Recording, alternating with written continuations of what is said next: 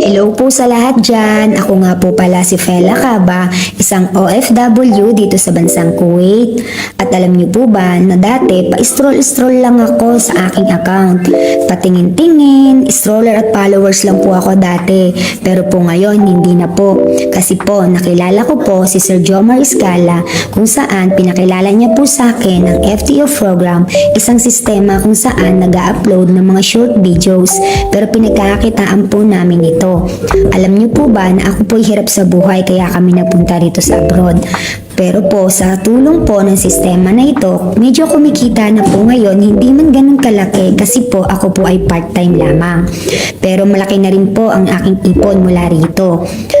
Ako po ay gustong makapag-for good sa aking pagbabalik sa Pilipinas para mas makasama ko na ang aking mga anak at mapagtapos ko po sila ng pag-aaral. Magandang araw po sa inyong lahat dyan. Ako nga pala si Jessica Boraritis. Nandito ngayon sa Singapore kasi nakapag-asawa po ako ng Singaporean.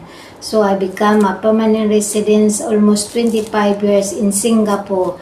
I have a stable job, a monthly income, but I need extra income to help my family in the Philippines. Nakita ko si Coach Juma na nag-post sa Facebook. Pwede tayong maka-earn gamit ang Facebook, Reels at TikTok. At hindi ako nagdalawang isip, nag-message sa kanya at sabi niya kailangan ko lang mag-avail ng user ID. At nag-avail ako ng user ID para makasali sa FTA Community Program. Salamat Coach Juma sa pagtulong mo sa akin at sa ngayon paunti-unti na akong naka-earn sa pagpupost sa Facebook, Reels at TikTok. Salamat. Di ba isa kang dating OFW? Magkano yung sinasahod mo nung OFW ka pa? Sumasahod lang ako ng 18,000 a month. Diretso yung sahod ko dito sa Pinas, sa pamilya ko. Pero ngayon, nung nandito ka na sa FTA program, magkano yung kinita mo?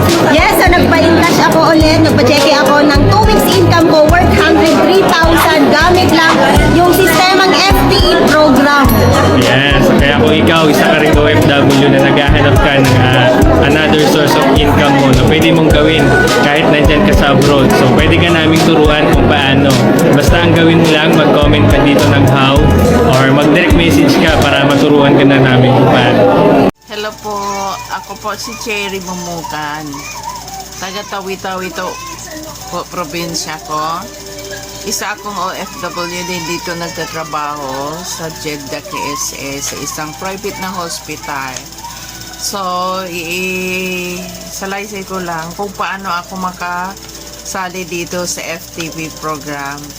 Sa pag-scroll ko ng Facebook, may nakita ako nag-advertise. Ang sabi niya, kung may reels ka at TikTok na hindi ka pa man na-monetize, pwede ka dito. Mag-comment ka lang how, tuturuan ka namin. So ito, ang tao ito ay si Sir Jomar Iscala. Siya po ay nagtuturo sa amin at hindi ako nagdadalawang isip na sa kanya dahil super bait siya at marunong siya nakipag-usap sa kapwa niya tao. So, maraming salamat Sir Jomar. Kung hindi dahil sa'yo, hindi ko alam itong programa ito. Although, wala akong time kasi lagi sa trabaho, overloaded. Pero, pipilitin ko para magiging maayos lahat ito at may sarili na akong business. Dahil gusto ko na for good. Inshallah, mararaos din natin to lahat. So, aside from that, na gusto ko kasali dito dahil gusto ko may sarili akong business at may sariling ako pera. Someday, sana, inshallah, billionaire ako, kagaya ng kasamahan natin dyan.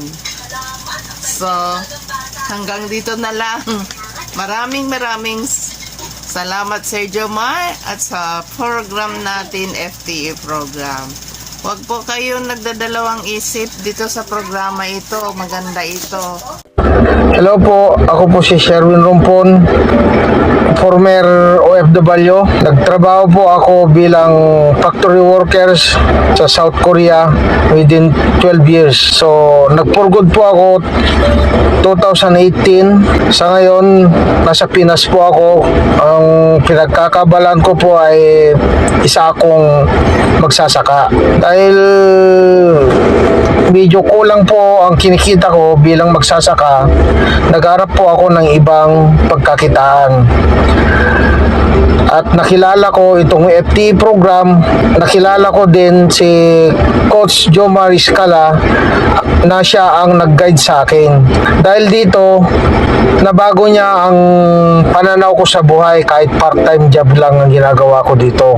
Bukod sa kumikita ka na, may insurance benefits ka pa. So maganda para sa akin ito bilang isang business. Hello mga kabayan, ako po pala si Lidina Biray. Nakasalukuyan nakatira dito sa Saudi. Mabuti na lang nakilala ko ang FTE program at ang coach ko na si Jomar Iscala. Kaya Ako nga po pala si Coach Maria Fidoliete, isang OFW sa bansang Riyadh. Sa kasalukuyan po, nandito ako sa Riyadh ngayon naninilbihan. Ako po ay almost 4 years na rin. Ngunit walang ipon. Yes po, walang naiipon. Dahil isa rin po akong breadwinner sa aking pamilya. At nang dahil po sa pagsisikap at nagtingin po kung paano po magkaroon ng extra income, nakilala ko po ang aking coach na si Coach Jomar Iscala sa isa pong business online. Ito po ay ang FTE program sa Empowered Consumerism po. At naisip ko po na i-grab ang opportunity na to para kahit papano po ay madagdagan ang aking ipon at makapag for good na rin sa Pinas. At sa kasalukuyan po ngayon ay nakapag-iipon ako dahil sa FTE program. Everyone, ako po si Maribek M. Orbiso, isang public teacher sa aming lugar. Alam niyo po bang 8 taon na po ako sa serbisyo? Bagamat malaki po ang sahod ay kulang na kulang pa rin po para sa pang-araw-araw na pangangailangan. Hanggang sa nakita ko po ang opportunity na ito na naniniwala po akong makakatulong sa akin upang magkaroon ng extra income. Opo, sa simpleng how po ay napabilang po ako sa team na ito sa tulong po ni Coach Jomar Iscala. Maraming salamat po sa iyo, Coach. Kaya kung ikaw ay nanonood sa aking video, mag-comment ka lamang po o i-message mo po ako upang may guide din po kita para makamit ang inaasam-asam mong financial freedom. Maraming salamat po. Nang hapon po sa inyo lahat. Kumusta po kayo? Ako dahil si Cristita Saton, isang security guard, 25 years na ako nag-guard, tapos wala akong naipon kasi maliit ang sahod namin. Ang naipon ko lang payslip. Dito nakita ko yung business sa FTE program, nag-join ako. Tapos nagpasalamat ako kay Coach Jomar. Tapos kumikita man ako, maliit pa lang kasi bago pa lang ako dito. Hi everyone! Ako si Flor Tabanillas, taga Puerto Princesa City, Palawan. Isa ako sa nag-how sa Facebook post ni Coach Jomar Iscala. Naging interesado ako doon sa FTE program at yung nag-avail ako kaagad ng user ID na may kasamang insurance or civic dues. More than 20 years na ako sa pagiging empleyado pero wala pa rin naging savings. Sakto lang sa needs everything. Minsan nagkukulang pa.